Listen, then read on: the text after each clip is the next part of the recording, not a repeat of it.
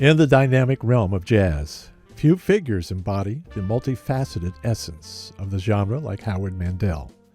A seasoned journalist, author, and educator, Mandel's indelible imprint on the world of music journalism is evident in his extensive body of work spanning diverse publications. A maestro of words, Mandel's articles, reviews, interviews, and columns have graced the pages of Downbeat, Signal to Noise, Jazziz, The Village Voice, The Wire, Swing Journal, and more. His prowess as an editor is showcased in his role as the general editor of the Billboard Illustrated Encyclopedia of Jazz and Blues, Billboard Books 2005, a testament to his dedication to preserving the rich tapestry of jazz and blues history. Mandel's literary contributions extend beyond encyclopedic endeavors. Future Jazz, Oxford University Press, 1999, a literary exploration into music emerging since 1975, stands as a testament to his commitment to unraveling the evolving soundscape of the genre. An auditory architect, Mandel weaves sonic narratives, not only through his written words, but also as a one-time producer of arts segments for the National Public Radio. His teachings at the New York University and the New School of Jazz and contemporary music programs serve as a beacon for aspiring minds eager to delve into intricacies of jazz and its ever-expanding boundaries. As the distinguished president of the Jazz Journalists Association, Mandel plays a pivotal role in fostering a global community of writers, photographers, broadcasters, and new media professionals dedicated to chronicling the jazz experience. Today, on Ejazz News, our conversation with Howard Mandel. So many options, so much stuff is coming in and available. It's hard to discern what to pay attention to. And how do you do that? How do you get past that?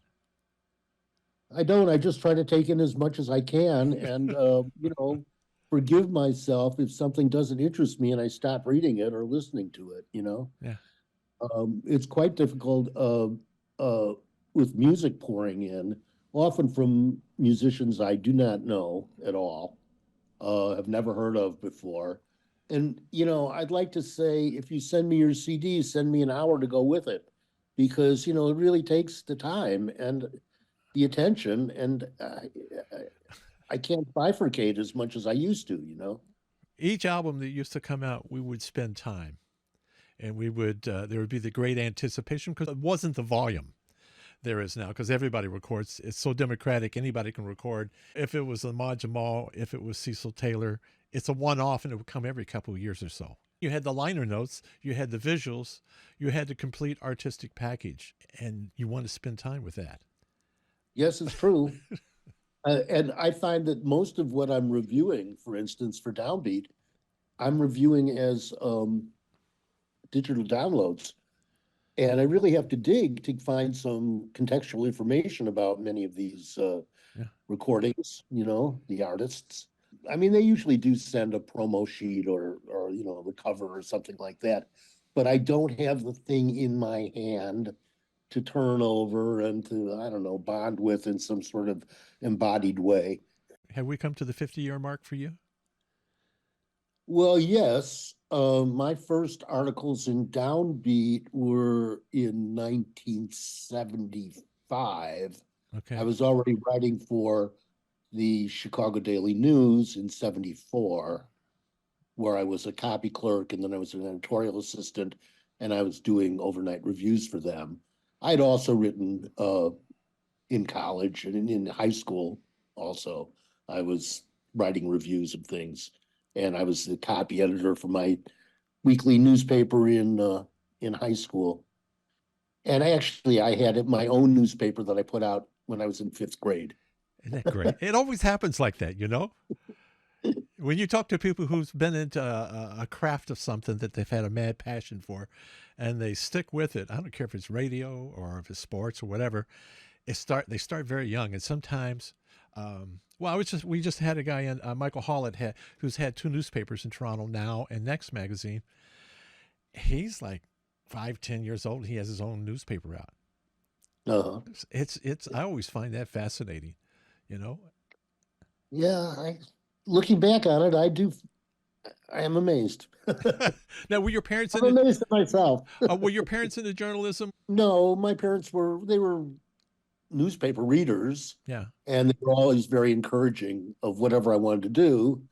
And I had a verbal acuity, evidently pretty early, and I have to credit them. They would read me items from the New Yorker Talk of the Town to get me to sleep as I was an infant.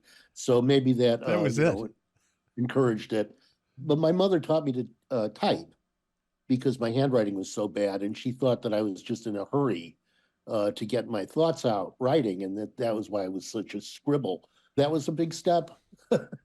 um, and like the little newspaper I had, I was typing with 6 carbon papers, and I'd do it twice. So I would do an edition of 15 copies that I would sell to my classmates.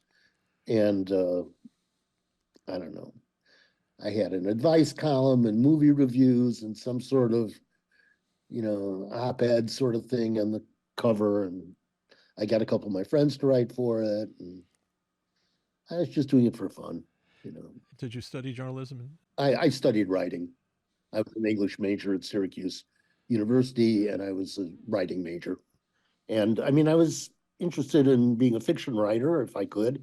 And I did take journalism courses in high school that were very good. And I thought of journalism as being a platform upon which I could depend if I was going to try to write fiction, that I would have a job at a newspaper and be writing and stuff like that and learn. It's so ironic that journalism is no longer a stable profession, really unfortunate. But I think that the need for journalism continues, the need for news and people's interest in being informed. I think that continues. And I think that we're just in a volatile, confused financial period in which journalism doesn't pay for itself. Some people have found a way with Substack. I have a Substack. I don't. For Ted Goya, it works. Well, Ted Goya is just phenomenal. I mean, his productivity is beyond my comprehension. I don't understand if he's sleeping or I wonder the same. How he has time with his wife. I mean, the guy's putting out some very interesting material. Not all of it sticks to me, but certainly prodigious and broad-based. And good luck to him. But to me, I resist. I have a Substack, but I don't want to be beholden to subscribers so that I have to be working on it all the time. Yeah. I have like 500 blog articles on my blog at artsjournal.com. Well, not a single one of those has ever made me a penny in fees. Right. I think it has helped me to stay in the conversation, which is why I wanted to do it, nationwide, international conversation, and not with just jazz fans, but with people who are interested in the arts in general.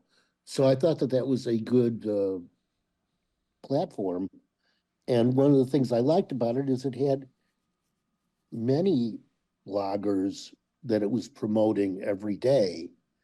The Substack model of paying for one person to be sending you their articles all year, I don't know. I really resist that. Like if I could pick up the New Yorker, or the New York Times, or any magazine that has 6 or 7 or 10 or 12 writers in it, I'm getting diverse points of view and diverse information. And I can't afford to support a dozen Substack writers just for their materials, It's a lot, isn't it? It does seem like a lot. Yeah.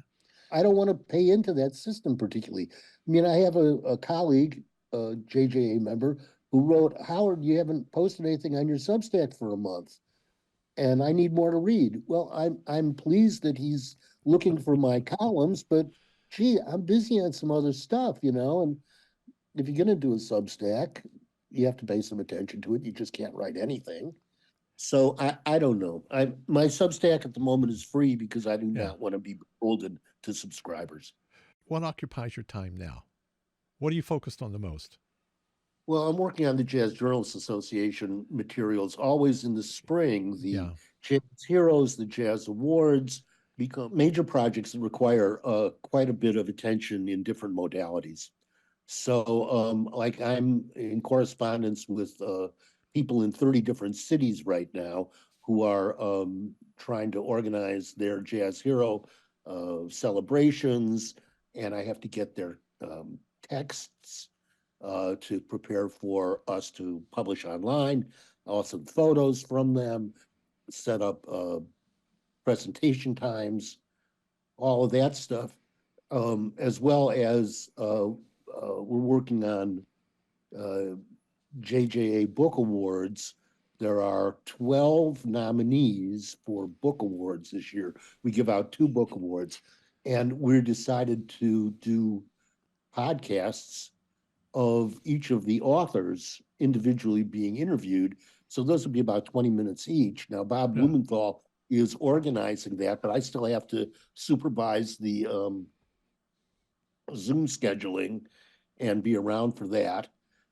And also, the JJA is putting out a book, an anthology called Jazz Notes, Writings and Photos from Members of the Jazz Journalists Association, 2004 to 2024.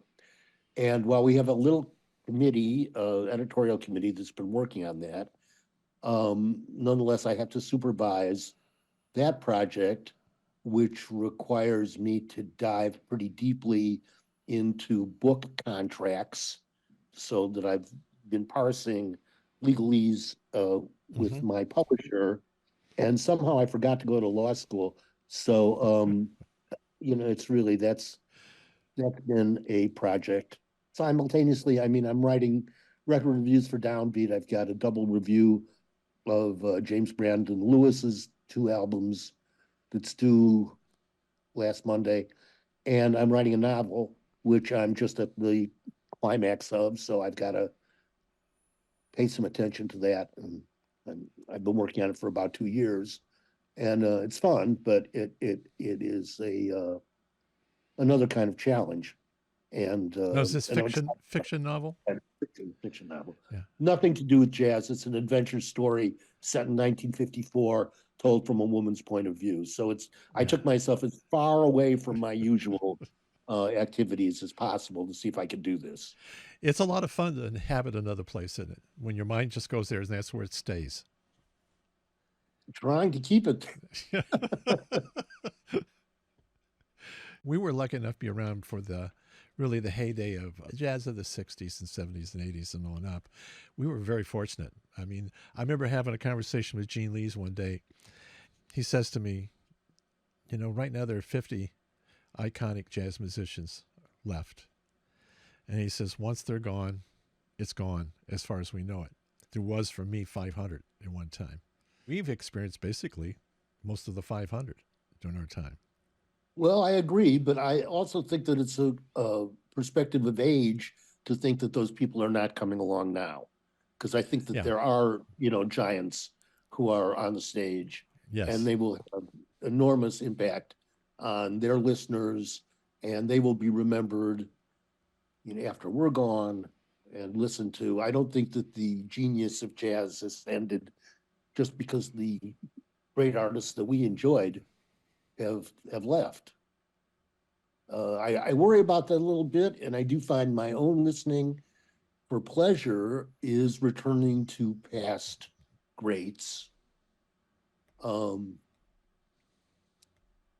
I would feel guilty about that, except there's no reason to, really. I mean, the other day I was thinking, well, what do I want to listen to? And I pulled out the Eric Dolphy Prestige albums. And sure enough, that's what I wanted to listen to. It's Eric Dolphy, Don Cherry, Ornette, Cecil, also James P. Johnson, Herbie Nichols, Louis Armstrong, especially early stuff, Jelly Roll, Freddie Hubbard at all periods, Herbie Hancock. I listened to the Blue Note Herbie Hancock collection the other day, and I was thrilled by that. Then I went into the Columbia years, and I really like the Mohandishi band, the electronic stuff that he That was was really doing. good, wasn't it? I thought so. Yeah. Amazing. And I was able to interview Patrick Gleason, the synthesizer Oh, collaborator, in the early '70s when I was in San Francisco. So I'm interested in electronic music, and I play some synthesizers for my own stimulus. I won't say pleasure. what are you using? I use a Korg mini log, Okay. an Arturia, what's it called? Micro Brute, Hmm. um, a Korg Vocala that's a drum machine, Right. Beats. Yeah. I've got some pocket operators, but I'm not using them. I picked up a Lyricon um, that a deceased friend of mine had had. And, the Lyricon was the first commercially available wind synthesizer. Yes. So my friend's widow had not done anything, didn't even realize she had this. And I was astounded that to see one. I'd never had it in my hands. So I got it refurbished, which was not cheap. And now I'm trying to figure out what to do with that. I think I'm going to put it up for sale because it's really an instrument that requires a lot of attention if you're going to Yeah. deal with it significantly. And I don't have the time or the inclination. But it's interesting to fiddle around with a little bit. And I found the things on it that I want to use it for. So I'm going to record some very low end lines, kind of like Benny Maupin in Bitches Brew. Oh, Those really wasn't it low great? control on Yeah. lines, Yeah. And then what I do with my electronic music, I record everything, and then every once in a while I pull up a file and begin to edit it and manipulate it and try to construct a composition from it. So I think that having those low Lyricon tracks Yeah. will be something that I can feed in, So that'll be kind of fun. It was fascinating. Years ago, in the early 2000s, I was over at Oscar Peterson's. And after the stroke, he really delved into electronic music. Really? Oh my goodness, he had everything. He had a guy who was a synth guy who would go out and get him things and then hooked him up at home. And he had a whole setup. He had the board and he had his synths and everything. And he would sit there and just play around, And he actually, when I was there, he played me a synthetic versions of the Canadian suite he was working on, Mm. just with all synths and stuff. And I always thought, people didn't know what he was doing on his side. This is what he got away from the piano. I said, "You practice the piano?" He goes, "No, I don't touch the piano until I go play because I know what I'm doing." But Uh, just to see him spend all that time, it's like Herbie. Herbie always had something in the garage. Kept mhm. building on every new piece of equipment that came out. I think it's going to circle back. I mean, there's a lot of activity, it seems to me, and interest in electroacoustic improvisation Yeah. and, filtering electronic instruments back into the acoustic format. Um, I, there's a lot of questions about how it works best. And I guess every musician has to figure that out for themselves. So, but I remember when like many pianists had banks of keyboards stacked up. Yep. Paul Bley, um, 4 keyboards, or I mean, Jarrett did it too, and Herbie, of course, and Zawinul, and that was just the norm. Denny Zeitlin, I thought that was the way it was going to continue, but then no, Went back to acoustic. right. Everybody just sort of came back to it. I'm looking at the publications, though, the writing. I love the Village Voice. Now, did you have a weekly column or what? No, I was a freelancer for The Voice. I Freelancer, was okay. in there as often as I could manage at the time. Yeah. Yeah. And was it just writing about the New York scene or broader? No, it was just the New York scene. I mean, I really took it as very literally for the Village Voice. Like, what do I sound like in the village? Okay. What do I? Yeah. What are people talking about here? What is it that people in downtown New York are paying attention to? What should they be listening to? Perhaps if they knew about it, what do I have to say about it? And I loved it. I mean, I worked for The Voice for 10 years, and I enjoyed filing for the publication. Everybody read it. The company was very good. I mean, to be in the same page with Chris Gowan, Giddens, and Crouch, and Greg Tate, and Greg Sandow, and Tom Johnson, and the list went on. Some very good women writers also, Carol Cooper, Deborah Frost. So it was fun. It was fun to be in The Voice. Were you in the clubs all the time? Sweet Basil or Sweet Rhythm, the Vanguard, Jazz Yeah. Standard, Fat Tuesdays, Iridium, uh, the downtown clubs, that were more fly by night. Yeah, everything was fantastic. That was a great time for me. I don't get into the clubs as much in Chicago. I do get out some, but my running buddy to go to the clubs died last fall, and I'm having a hard time motivating myself. Come on, go out and hear this tonight. Yeah, yeah. Well, you don't have to go out with, and that's not as much fun. And I do have some other friends who I'll go out with, but this particular guy was really a motivator, and he deeply into the music and knew all the musicians, and we had great entree to everybody, and it was great. Jim DeJong, his name was. He was somebody who I'd met in high school when I first went to a record store, and he was the clerk in the record store in the Jazz Record Mart, Delmark Records. I remember seeing Bill Evans playing Happy Hour at the Village Vanguard, quietly playing piano while people drink and do it through. I mean, this is the kind of thing you could see in the Village. Well, I think there's still like a lot of action in the Villages. Smoke, Yeah. the Vanguard, of course. I was in the Vanguard last summer. I was invited to do a panel discussion at the Kitchen about the music of Butch Morris. And after it was over, the Kitchen is a venue for new arts, avant-garde arts. Anyway, it was downtown, and we walked over. I was with a pal, and we walked over and heard a great Andrew Cyrille, Bill Frisell quartet set at the Vanguard, and stayed there all night. It was a lot of fun. As far as writing, who would you say were the writers that most influenced you, or that you always anticipated a column and you had to read it when it comes to music writing? Nat Hentoff, first and foremost. I was interested in Whitney Balliet, but I was not always interested in who he was writing about. And I got kind of tired of his method. He was always there. He had his biases and his specific interests. Greg Tate was always an interesting guy to read. I just loved the way that he used language. He could get away with it. Few other people could create something that was lyrical and bebopish and Afrofuturistic all together, and saying something important about music. I also admired Robert Palmer quite a lot. I thought he was a very good writer, and he had great sense of ears. Who else? Hentoff gave me a sense of the depth of feeling that you could get across listening to music that had great depth of feeling. Yes. So his liner notes, Mingus or for Coltrane, just had a great impact on me.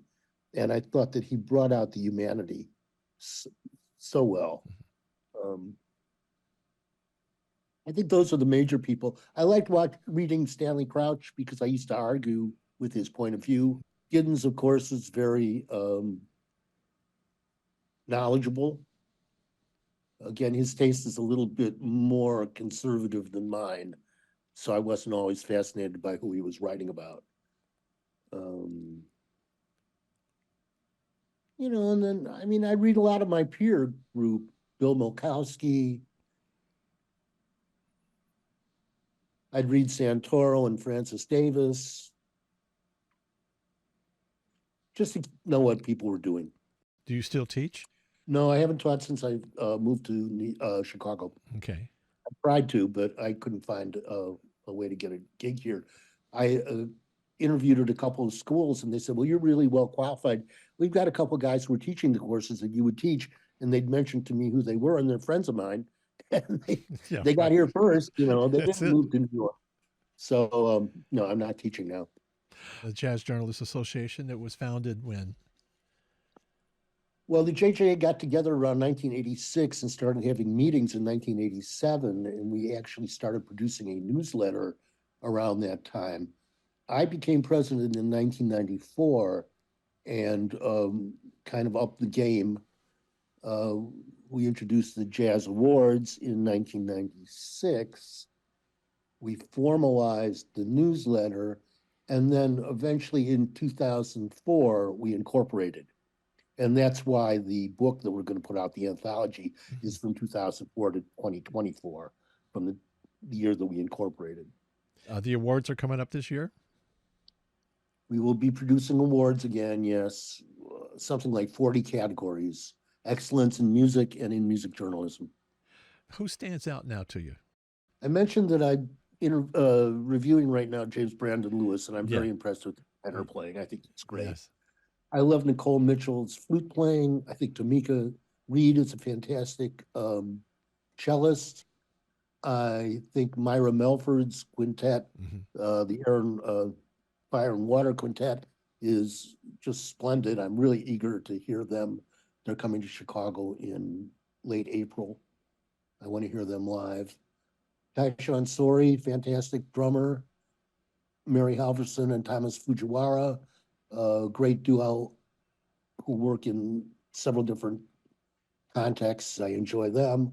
Chris Davis's record I liked, especially with Val Janty, the percussionist, electronic percussionist. There's a percussionist here in Chicago named Jovia Armstrong, who I've just heard one of her records, and I caught her live once last fall, and I think that she's a very promising musician I'm interested in. There's a group here that kind of morphs around in personnel called Extraordinary Popular Delusions. And it's chaired, let me say, by an old friend of mine, Jim Baker, who's a pianist and a synthesizer player and also plays the viola. They do free improvisations every Monday night for the last 15 years. And it's a really great group. Ed Wilkerson is playing tenor, and oud and didgeridoo with them.